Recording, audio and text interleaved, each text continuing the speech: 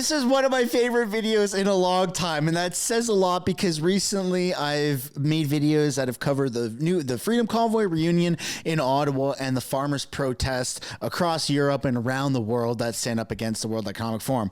But this one video is actually a bit of a glimmer of hope that could get Justin Trudeau landed his ass in jail. This is the real deal. Justin Trudeau is being busted for literally handpicking senators over the course of several years and changing the Senate to be his special appointed group of corrupted senators. Welcome back to another video, everybody. This is a massive, massive scandal that Trudeau is now under fire for. You might be seeing it here for the first time before mainstream media picks it up, and there's a massive expose, or maybe even before Pierre Poilievre and the Conservative Party start just blasting this on full effect. But I guarantee you this will take off, and this will be the next big piece of ammunition that gets used against Justin Trudeau and the band of Liberals. Whew, that was a big intro. Welcome back to another video, everybody. Before we get into it, I want to encourage you all to smash the like button and subscribe if you haven't yet already. It does really help grow the channel. We're almost at 400,000 subscribers. Absolutely insane. Please consider turning post notifications on so you can actually be notified of upcoming videos. There are hundreds, if not thousands of you that are like instantly watching the videos when I click publish on a video, because you can see by the viewership count going up and by people liking the video. It's almost a race. I see a lot of people racing to type in first on a newly published video. So yes, I do see you guys, and shout out to all of you who's got them post notifications on. Now, before I switch screens and get into it, I do want to tell you that I've got new stickers that are out, and they're like some of my favorite stickers. Of course, we've got Trudeau in jail. Yeah, of course. That one, like, everyone needs one of these. Trudeau in jail crying, because that will happen. Oh my God, I am so excited for that to happen. But even better, what the F? Where's the funds? Pierre Poilievre absolutely destroying Justin Trudeau, the little crybaby in the House of Commons. If you know, you know. If you don't know, now you know, and you can get a sticker so everybody knows that you know. Link for that is down in the description or the pinned comment below. Now, before we get into the whole senator story, I just want to do a little mainstream media look-see-poo here at the Freedom Convoy reunion. This is CTV's video saying the Freedom Convoy members returned to Ottawa 2 years later. Let's just take a look at this quick video, and then we're going to get into the meat and potatoes of why you probably clicked on this video, which is to look at the massive senator scandal. But first, let's start with this one. A reunion is underway in the capital 2 years after hundreds of police officers cleared protesters out of the downtown core. Protesters illegally refused to leave. Caitlin Wilson joining us live now. What's planned to mark the end of the Freedom Convoy? Caitlin? Graham, unlike what we saw 2 years ago, organizers say this weekend's event will be filled with speeches and music, calling it a day of remembrance fueled by optimism. 2 years after police removed protesters from Parliament Hill, the so-called freedom movement is coming back to mark the 2-year anniversary. Yeah, boy. It's a hollow victory for us. And it's a hollow victory for us because of what had occurred. The reunion comes after a recent federal court decision that found the use of the Emergencies Act to clear protesters was unreasonable and infringed on their charter rights. Organizers now say they want an apology from the government. People's lives have been disrupted, maybe changed forever, all for their right to fight for the freedoms that we have in this country. The Emergencies Act was invoked after thousands took over the streets around Parliament Hill, many opposing COVID-19 restrictions, blocking roads with big rig trucks and other vehicles for weeks. A public inquiry arrived at a different conclusion, that the government was justified in using the Emergencies Act. We're trying to reach out and talk to as many Canadians as possible. So if people have concerns, you know, come talk to someone. The Ottawa Police. Shout out to Chris Dacey, who spoke on this massive platform. He's even got his shirt there. We use a lot of footage from X and Twitter for these videos, and Chris Dacey is one of the main people on the ground. So massive shout out to this guy, man. He's a gem. He's doing some real work, real stuff down on the ground. So if you want to go follow him on X and Twitter, I highly recommend you do so. To someone. The Ottawa Police Service says it's been in contact with organizers and has a plan in place to deal with any demonstrations and to ensure public safety. Organizers insist there will be no vehicles used as part of the gathering or loudspeakers during the march. Still, some are skeptical about the return. I think celebrations themselves are beautiful. I'm not enthusiastic about reliving it. We saw weeks go by before we saw the cops there at all. It was just shocking, the whole thing. A class action. The whole thing was shocking that you had so many people that were peacefully protesting in Ottawa. Yeah, come on, buddy. Yeah, you didn't need cops. We all found that out the hard way. It took a couple of years for the Emergency Act invocation to be deemed illegal by the federal court, but you're going to need cops. You never needed cops for the Freedom Convoy, nor do you need it for any future freedom protest that has any affiliation with the Freedom Convoy or any sort of anniversary protest or gathering henceforth.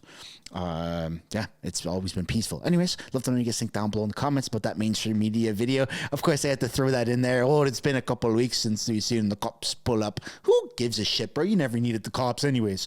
Now let's get into the mean potatoes here. This is from 2019. All right, we got a bit of a recap to do. Canadian Senate expenses scandal.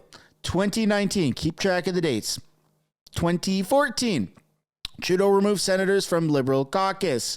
All right. 2016. Justin Trudeau recommends 7 independent senators. And finally, 2024. 81 senators later. 81! And Trudeau has changed the Senate. Good job, Trudy. You actually did it. You changed the entire fucking senator caucus. Is it ready to change again? Almost 3/4 of current senators were appointed as independents under Justin Trudeau. All right. Prime Minister Justin Trudeau has made his 81st Senate appointment this week. Another independent senator in a transformed Senate that Trudeau vowed to make less partisan. And whatever Justin Trudeau says publicly, you can almost take it as that's exactly what he's doing. He's making it more partisan. He's making it more beneficial for Justin Trudeau. This is going to get him into so much shit, man. Like, he thinks that he can get away with this stuff, and then you're seeing him be personally sued for illegally invoking the Emergencies Act on Canadians. All the Freedom Convoy not participants, organizers like Tamara Leach, Chris Barber, all them, they're suing Chrystia Freeland and Justin Trudeau personally. The federal court deemed not the Freedom Convoy, deemed the Emergencies Act as illegally invoked. That's insane. So yeah, they get away with shit right at the beginning, but it is all coming crumbling down. Like, how many more scandals can he stack on top of this Jenga puzzle before it all comes crumbling down? Boy, oh boy, we are so freaking close. Shit like this gets me excited, not because he's pulling stuff off, but because it's all going to come crumbling down. Oh, it's going to be horrible. The effort began just over 10 years ago when Trudeau gathered his Liberal Senate colleagues together in Ottawa. Mr. Trudeau, Madam Trudeau, was sitting there with all Liberal senators but no MPs, said James Cowan, who in January 2014 was a leader of the Senate of the Liberal caucus. The former senator from Nova Scotia, who to be the bad guy, spoke with CBC's radio, the House, for an interview airing Saturday. He then proceeded to say that a decision had been taken that the Liberal senators would no longer be members of the National Caucus. That announcement shocked those senators and the wider federal political scene. Senate reform was a hot topic at the time, spurred to prominence by an expenses scandal and competing proposals for change. The NDP was calling for the Senate's get rid of the Senate, while the governing Conservatives sought an elected upper chamber. So Trudeau has been slow playing this for years. He's been slowly trying to revamp and change the entire Senate so that he has either dirt on people, blackmail on people, or whatever it is. And I don't know if that's the case right now, but Trudeau has changed the Senate to be where he wants it to be. And would anybody be able to get away with this many scandals as Justin Trudeau has without having people that he handpicked to be in certain areas? The answer to that is no.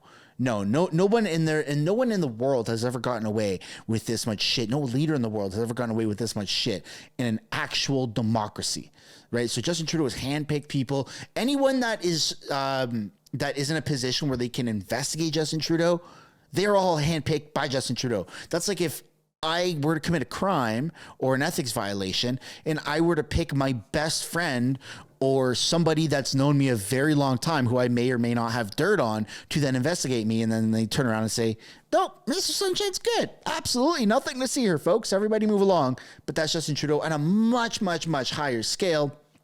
And I don't know why he thinks he can get away with this perpetually forever, because that's just not going to happen. People are catching on, and I love that people are catching on.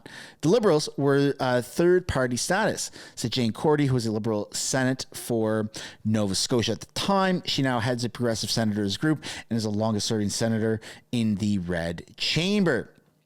Conservative Senator Denise Batters of Saskatchewan says Trudeau's reform of the Senate masks the fact that appointed senators are usually friendly to the Liberals. One of the things that has happened as a result of the reforms is that the culture of the institution has changed. Okay, that's actually a very important thing to know. If you ask me, on balance, I think the new Senate is better than the old Senate in terms of being a constructive presence in the national governing process. Of course, it's better than the old one because everyone is appointed to be there to protect Justin Trudeau. It's not a bad thing in Canada to have to work harder to demonstrate that you have a consensus in favor of a major contentious piece of legislation. So this means that Justin Trudeau is going to be able to pull some of the sneaky shit that he's been trying to pull.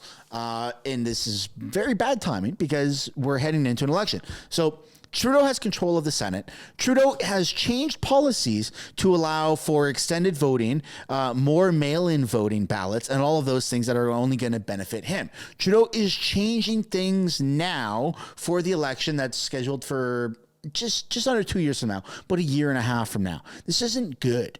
You're seeing that somebody who has a 1% chance of winning the next election is changing everything to benefit themselves to then be in a better position long term. But the seat projection is only getting worse and worse for the Liberals.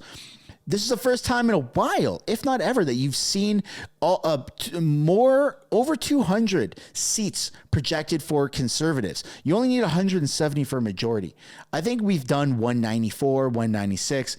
Now they're at 203. That is absolutely insane. 1% chance for Liberals winning, 1% for NDP, 97% chance for the Conservatives to have a majority, with a whopping low 3% chance for them to have, the Conservatives to have, a minority. There is no way in hell that Justin Trudeau will win a majority or even a minority government at the next election.